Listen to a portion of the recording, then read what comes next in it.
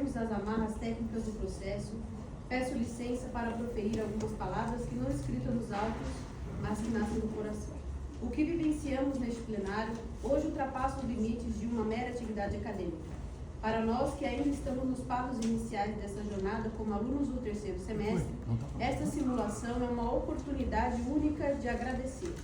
É o momento que podemos experimentar na pele um vislumbre real e profundo do que será o futuro profissional de muitos de nós. É sentir pela primeira vez o peso que uma decisão exerce sobre a vida e a dignidade de outro ser humano. Gostaria de estender o meu profundo reconhecimento à Universidade de Guarulhos e à coordenação do curso de Direito por abrirem as portas para que estudantes, ainda no início da graduação, possam vivenciar o direito de forma tão prática e grandiosa. Ao nosso orientador, professor mestre José Rodrigues, o senhor tinha a opção de cumprir estritamente o plano de ensino tradicional. Em vez disso, escolheu plantar a paixão pela advocacia no peito dos alunos que ainda estão descobrindo o curso. O senhor não se limitou a instruir estudantes, o senhor despertou em nós a postura dos profissionais que seremos. Esse tipo de legado é algo que nenhum diploma, por si só, tem o poder de conferir.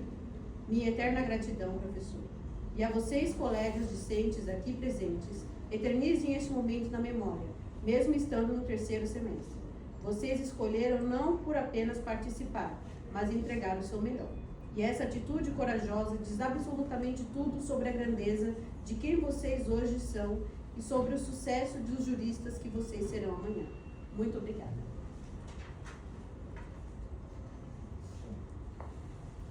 Bom dia.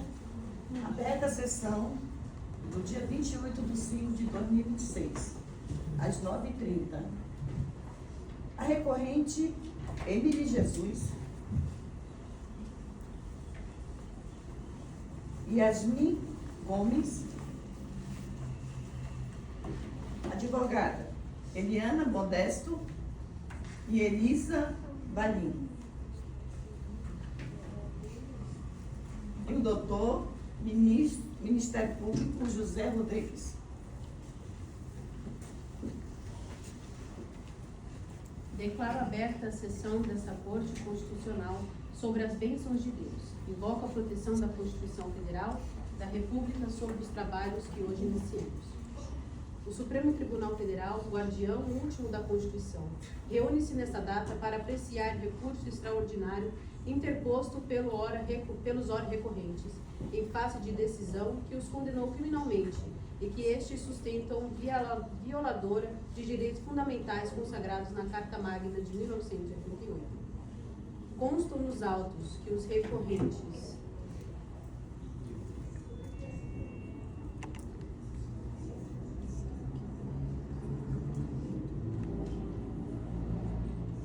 Yasmin Carla e Emily de Jesus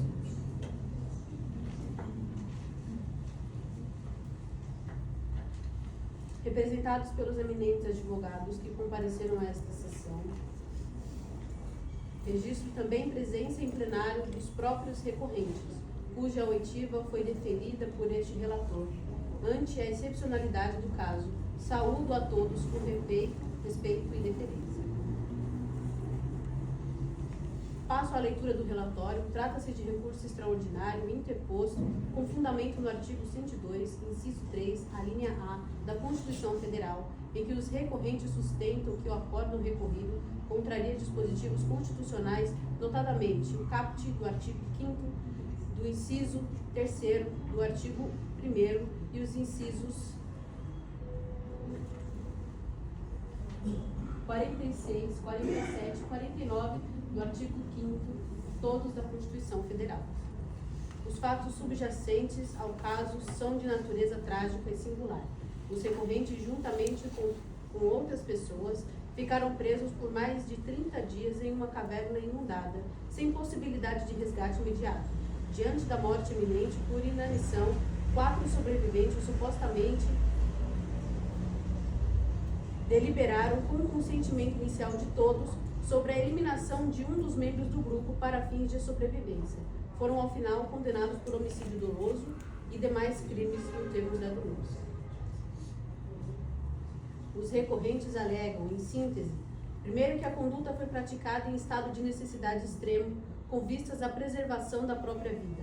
Segundo, que a manutenção das condenações da prisão afronta a dignidade da pessoa humana. E terceiro, que a privação da liberdade, nas circunstâncias narradas, mostra-se desproporcional e inconstitucional. É o relatório. Passo a palavra, primeiramente, para o Ministério Público Federal, na sequência, nós advogados de defesa. Obrigado, Excelência, nobre ministra.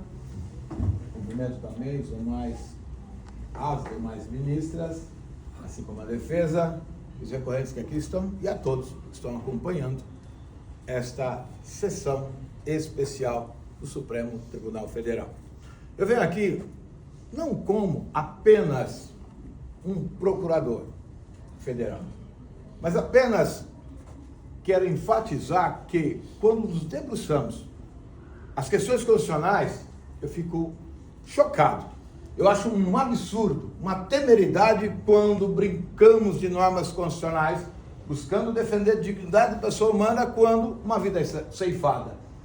Quando observamos o centro do que está sendo discutido, hoje só deveríamos discutir apenas, tão somente apenas, se foi ferida ou não alguma norma constitucional. Pleiteiam, alegando de forma falaciosa estado de necessidade, que a dignidade da pessoa humana, dos ofensores, dos criminosos, aqui estão as criminosas que aqui estão, buscando os recorrentes no mister do seu ofício. Não é disso que eu estou falando. Mas quando eu observo o devido processo legal, observo o texto constitucional e o caso concreto, a vítima se arrependeu, não quis mais participar do sorteio. E mesmo assim foi cruelmente assassinado. Quando observamos esses rostos aparentemente inofensivos, mas naquele momento foi algo terrível. Imagina a família desta vítima observando, se debruçando e tentando entender o que aconteceu. Se todos estavam vivendo a mesma situação, por que uma vida deve ou pode ser tratada de forma diferenciada das demais vidas? Por que uma vida ela é menosprezada, arguindo uma situação diferenciada, alegando falsamente estado de necessidade? Então, quando eu observo o devido processo legal, quando eu observo o cenário previsto na Constituição, no artigo 5º, inciso 54, onde é necessário observar tudo que está previsto em lei para que esta coisa venha se debruçar e tomar uma decisão. Quando eu olho o exercício da ampla defesa do contraditório, não é para um cenário totalmente jurídico, mas para um cenário no mundo administrativo, onde eu olho para esse cenário e vejo aquele momento. Não importa o que eu faça, alguém tem que perder a vida hoje. Então quer dizer que é um jogo a vida de um ser humano, de um cidadão? É um jogo, então? Não importa se você tem família, não importa se você tem pessoas lá fora te esperando, o que importa é que eu possa voltar para minha família. Então é dessa forma que olhamos para o cenário constitucional. Quem é menos digno e mais digno quando eu olho para esses preceitos básicos do neoconstitucionalismo? Então, quando nós observamos o movimento e a evolução dessa busca para que todo o povo ficasse no centro do poder, não tem uma menção constitucional dizendo entre o povo tem que ser privilegiado entre os demais. Sendo assim, eu reitero, incessantemente, tudo aquilo que está em minhas contrarrazões, que é o total improvimento do recurso posto nesta corte. Obrigado. Concedo a palavra à eminente advogada Eliana Barbosa Modesto. Bom dia ao plenário, a todos e todas. Venho cumprimentar excelentíssimo senhor ministro-presidente, eminentes ministros, senhores e senhoras, e o direito existe para proteger a vida, e é em nome da vida que venho nesse plenário.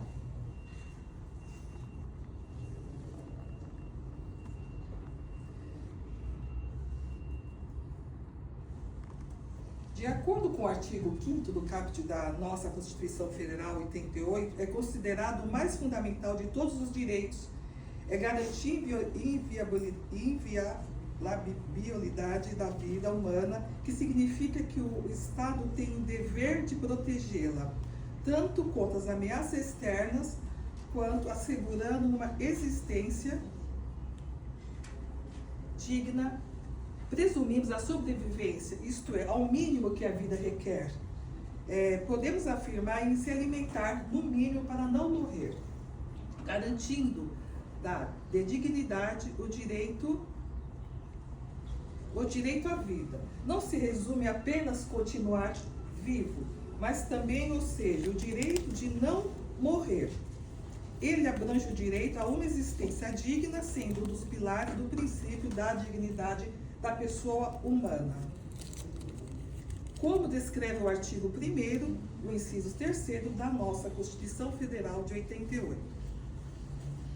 Baseado nessa Constituição, eu afirmo, embasado nas principais características não só do direito a viver, mas pré-requisito ao exercício de qualquer outro direito, como a liberdade, saúde e propriedade. Porém, dentro da dimensão do aspecto biológico, continuar vivo quanto existencial, ter condições dignas, integridade física e moral. A Constituição abrange até a esfera internacional. A Convenção Americana de Direitos Humanos protege o direito à vida em geral, desde o momento da sua concepção. Por enquanto é só.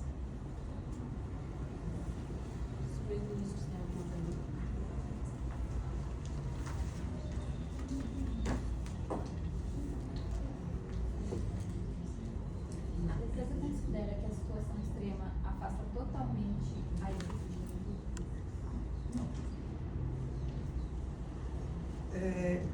Tem que entender que a vida precisa ter prioridade. Então, a conduta foi para sobreviver, continuar a vida.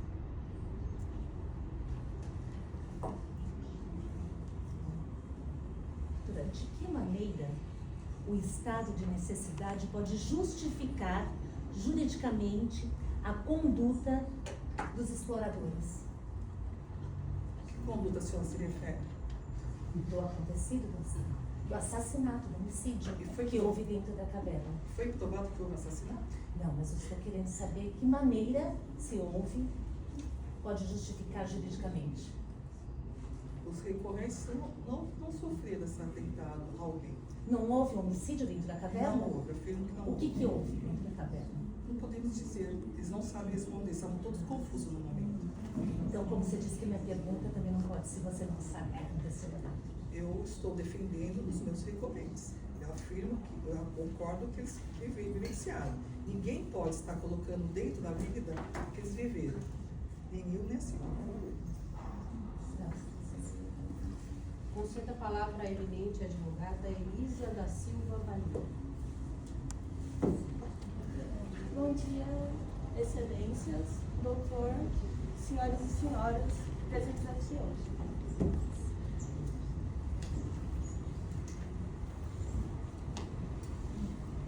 O artigo 1º, inciso 3 da Constituição Federal serve diretamente como proteção à vida dos seus direitos físicos e psicológicos, para quando o estado de necessidade é agravado. Entretanto, não está sendo expressamente aceitável que tal ato praticado venha sido tomado por esse cabimento. Estão querendo manter essas exploradoras, mulheres justas, mulheres que têm seus lares aí esperando, depois de tanta dor e sofrimento, as mantêm justamente encarceradas por suposições de teores nunca cometidos. Não está sendo considerado o lado dessas mulheres. Estão sendo inferiorizados seus direitos, o direito da dignidade da pessoa.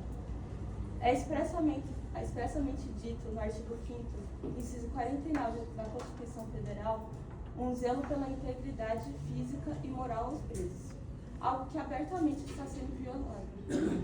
Foram 32 dias aprisionadas. Imagine apenas como o mais profundo de suas mentes estavam num período de perturbação como este, em que seus corpos reagiam a cada minuto, sem uma gota de água sequer. a cada segundo destinadas à morte. Nenhum momento foi pensado e respeitado como estavam e ainda estão no seu psicológico. Cada minuto aqui ainda, nessa espécie de tortura psicológica, vai se desencadeando novos traumas. Excelências, isso é claramente uma violação constitucional e afronta à dignidade dessas mulheres. Senhor ministro, tem alguma pergunta para a advogada?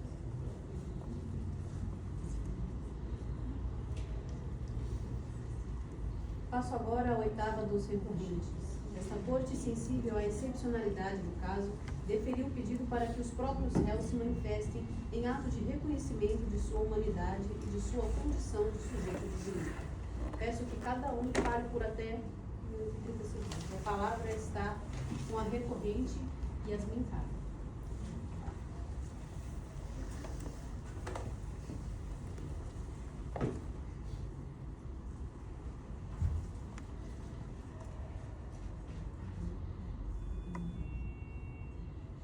Yasmin, qual foi o que ocorreu dentro daquela caverna naquele dia? O que ocorreu dentro da caverna? Nós estávamos indo explorar, né, em benefício à sociedade, e houve um desabamento, onde ficamos presos em uma parte onde era inundada, né? E durante esse tempo, a gente estava sem comida, sem água, sem comunicação, fora, né? E o Roberto, ele acabou ficando doido, não sei dizer o que estava acontecendo, ele ficou paranoico. Aí ele ofereceu o sorteio, a gente não quis aceitar, a gente estava lá dentro, todo mundo com fome, todo mundo passando mal, todo mundo, uma hora que a gente estava acordado, uma hora a gente estava dormindo.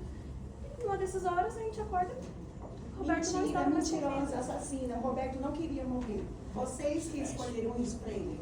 Foram vocês. Ordem no tribunal, silêncio. Tá mentindo. Eu não matei ninguém.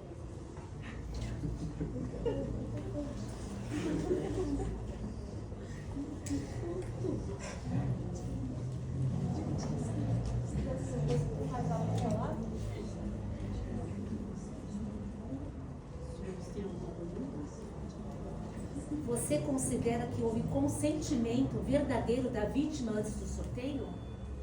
Ele ofereceu sorteio, só queria que aceitar o sorteio. Aí, quando a gente Houve acordou, consentimento? ele ofereceu. Ele não ofereceu pra mentindo, gente. Isso é injusto. Após o ocorrido, a senhora demonstrar consentimento? Ocorrido do quê?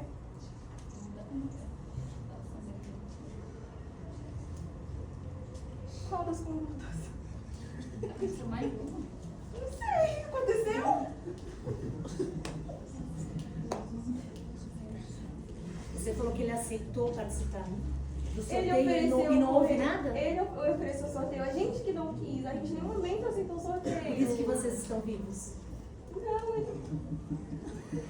Como que ele ofereceu pra sorteio pra gente? Faça justiça. Ordem no É tribunal. mentira isso. Ele ofereceu sorteio, a gente não aceitou, a gente não conseguia nem ficar acordado direito, a gente estava dormindo e acordando. No momento que a gente acordou, ele já não estava mais com vida. E por isso a vida de vocês foi preservada e a dele não. Roberto pediu para o sorteio para ele ser sorteado e vocês não. Ministra, por favor, pela ordem, a senhora não pode derrubar dessa forma a minha cliente, por favor. Mais alguma pergunta? Muito obrigada. Agora eu passo a palavra para a Emily de Jesus.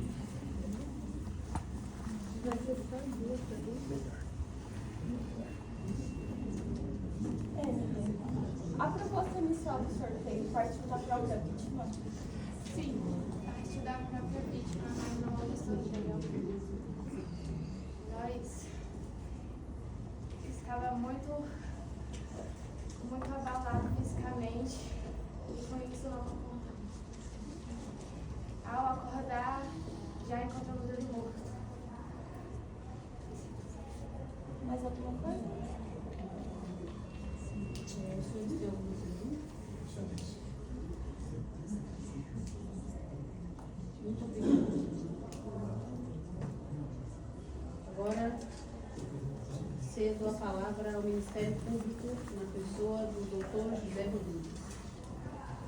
Mais uma vez, bom dia a todos e todas, nobres ministros, defensores dos recorrentes, assim cumprimento também, na pessoa da doutora Eliane. E venho me dirigir mais uma vez, de forma muito clara e preocupado com algumas situações que ocorreram nesse plenário. Estou confundindo um texto legal constitucional num ambiente tão sério como se fosse um palco de um teatro. O que eu vi aqui, de forma assustadora, foi artes cênicas e não uma defesa clara de direitos constitucionais. Fico pasmo quando eu olho toda a instrução probatória que ocorreu desde o devido processo legal, iniciando quando se busca a tutela judicial do Estado, provocando este Ministério Público para fazer com que a denúncia seja apresentada. E ela foi apresentada de forma devida, totalmente pautada em questões e fatos devidamente colhidos. Não fizemos isso com base no acaso, muito pelo contrário. E observo as instâncias sendo, claro, atacadas, provocadas, quando se demonstra inconformismo, que é um direito constitucional de todos, para que ocorra o devido processo legal. Isto é, primeira instância, condenação pena máxima. Segunda instância, condenação pena máxima. Terceira instância, no STJ, também condenação pena máxima, com base na legislação e nos fatos. E agora, utilizando o mecanismo legal constitucional previsto, claro, no artigo 102, inciso 3 da Constituição, onde o artigo 102, inciso 1 da Constituição deixa muito claro que está aqui. Ministros que levam a sério, dignas, com decisões reiteradas, buscando preservar a vida e não a violação dela. Quando, volto a reiterar, me atenho aos familiares, que alguns aqui estão se manifestando, tristes pela perca, pelo prejuízo moral, sentimental, financeiro, porque foi vitimado o único provedor da sua família. E daí, claro, de uma forma brilhante, eu posso dizer, ações, interpretações impecáveis, se estivéssemos num teatro. Nós estamos aqui diante de ministras sérias, que levam a sério os preceitos constitucionais e não há dúvida que irá aplicá-las com a decisão que será provida daqui a pouco, aquilo que o povo espera, aquilo que a sociedade espera. E quando eu olho para o artigo 1º, parágrafo 1 da Constituição, o povo foi colocado no centro do poder, inclusive no poder jurisdicional. E o povo está pleiteando, arguindo por justiça. E a justiça nada mais é que o total improvimento do recurso extraordinário. E assim finalizo minha fala. Obrigado a todos. Obrigado, excelências. Obrigado. Agora concedo a palavra aos advogados de defesa para que façam suas alegações finais.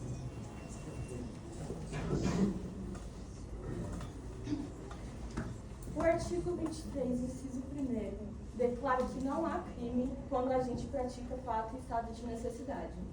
Essas mulheres estiveram por mais de 30 dias confinadas em uma caverna, sem qualquer alimento, água, sem contato com os familiares, sem quaisquer suprimentos, com perturbações e alterações psicológicas por não saberem qual condição suas vidas tomariam.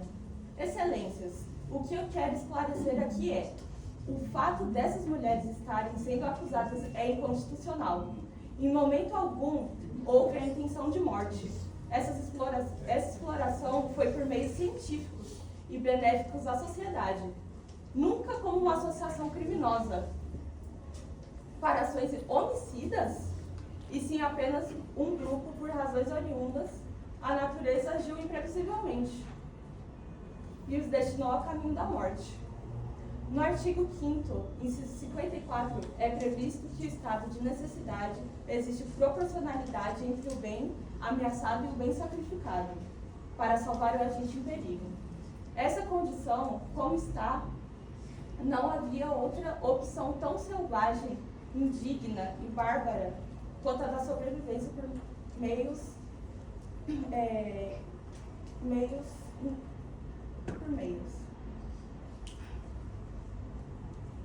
foi sacrificado da parte dessas mulheres o seu estado humano, não por querer, mas porque não havia outra forma naquela ocasião. Excelências, onde se aplica a dignidade dessas exploradoras?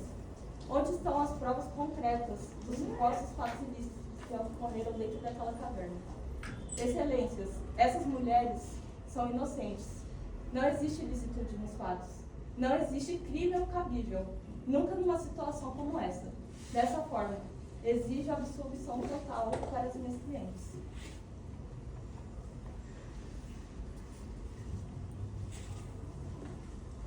Na qualidade de presidente dessa sessão, agradeço aos meus colegas e aqui participantes. Então, agora proferirei o meu voto.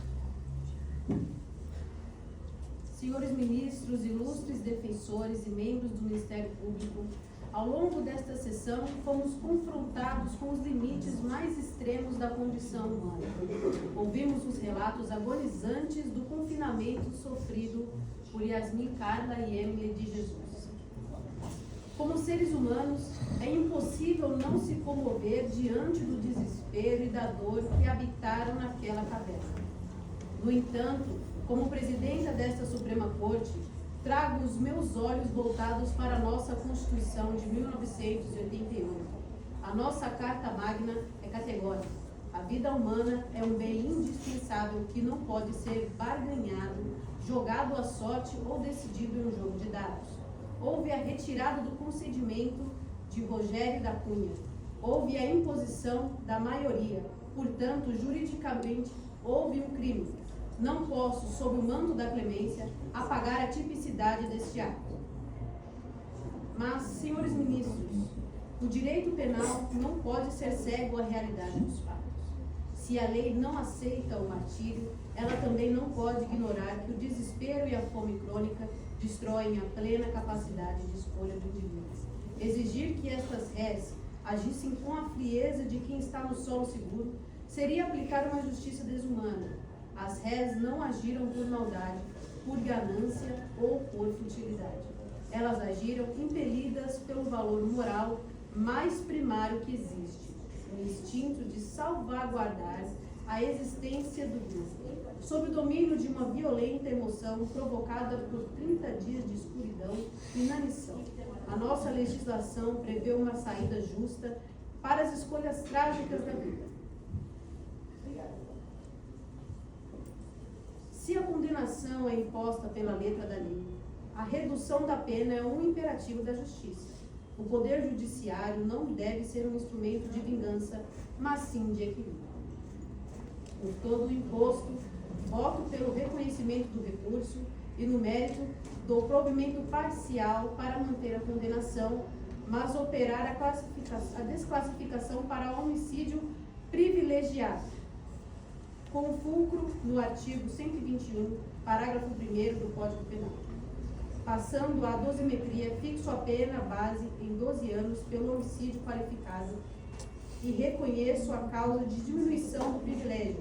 Reduzo-o no patamar máximo de 1/3, tornando-a definitivamente em 8 anos de reclusão, diante das condições excepcionais do caso concreto.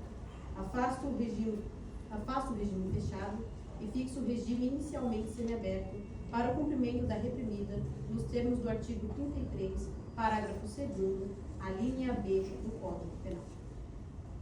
Isso agora a palavra para a ministra.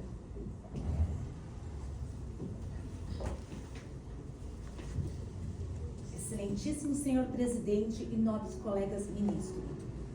Os réus confessaram de maneira indiscutível ter deliberadamente tirado a vida de Roberto Cunha, companheiro de expedição, com o objetivo de sobreviverem durante o período em que permaneceram presos na caverna. A materialidade e a autoria do crime são incontroversas. A legislação vigente é clara ao estabelecer que quem intencionalmente priva outra pessoa da vida deve ser condenado. Não cabe ao Poder Judiciário alterar o conteúdo da norma sobre fundamentos emocionais, morais ou subjetivos. A função do juiz é aplicar a lei e não substituí-la por critérios de própria justiça. Ainda que os acusados enfrentassem condições extremas, o ordenamento jurídico não autoriza que um ser humano escolha quem deve viver ou morrer. Admitir tal justificativa significaria abrir perigoso precedente, permitindo que situações de necessidade servissem como autorização para um homicídio. O consentimento inicial da vítima também não exclui a ilicitude do ato. O direito à vida é indisponível e ninguém pode legitimamente autorizar a própria execução. Além disso, Roberto Cunha retirou sua concordância antes da realização do sorteio, fato ignorado pelos réus. Os acusados agiram com plena consciência do ato praticado, organizaram o sorteio, executaram a vítima. Houve intenção clara de matar para obtenção de benefício próprio, mesmo que fosse a sobrevivência. Os acusados agiram com plena consciência. A compaixão pública pelo sofrimento dos exploradores não pode prevalecer sobre a estabilidade do direito. Quando os tribunais abandonam a lei em favor da interpretação sentimental, instala-se a insegurança jurídica.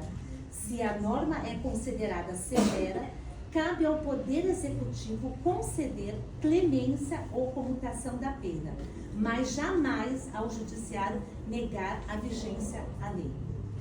Dessa forma, requer-se o reconhecimento da prática do crime de homicídio doloso, a condenação dos réus nos termos expressos da legislação aplicável, a aplicação da pena prevista em lei, preservando-se a autoridade do ordenamento jurídico e o princípio da legalidade. Nesses termos, pede-se deferimento. Passo agora a palavra para a ministra. Excelentíssimo senhor presidente, nobres colegas ministros e membros do Ministério. Embora seja impossível ignorar a gravidade da situação enfrentada pelos exploradores, entendo que os réus devem ser condenados, pois a vida humana constitui bem jurídico inviolável e não pode ser relativizada, mesmo em circunstâncias extremas. Os acusados praticaram de forma consciente a retirada da vida de outro indivíduo, conduta proibida pelo ordenamento jurídico.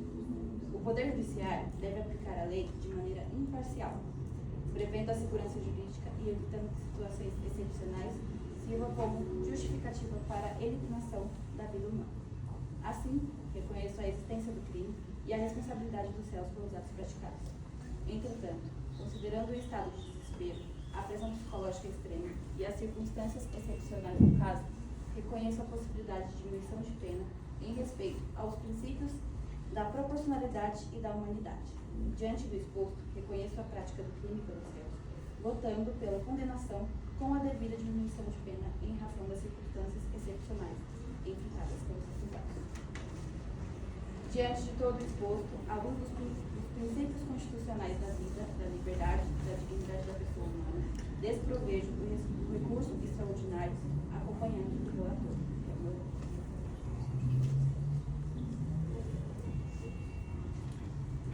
Diante de todo o exposto e à luz dos princípios constitucionais e a vida, da liberdade e da dignidade da pessoa humana,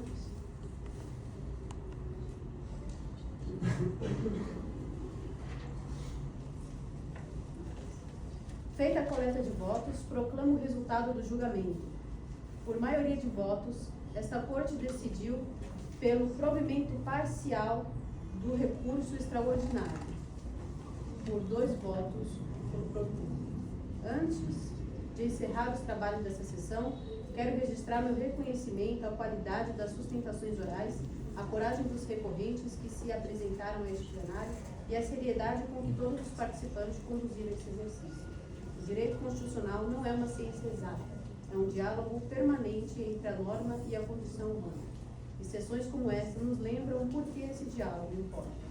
Declaro encerrada a sessão plenária, que Deus ilumine os que buscam justiça.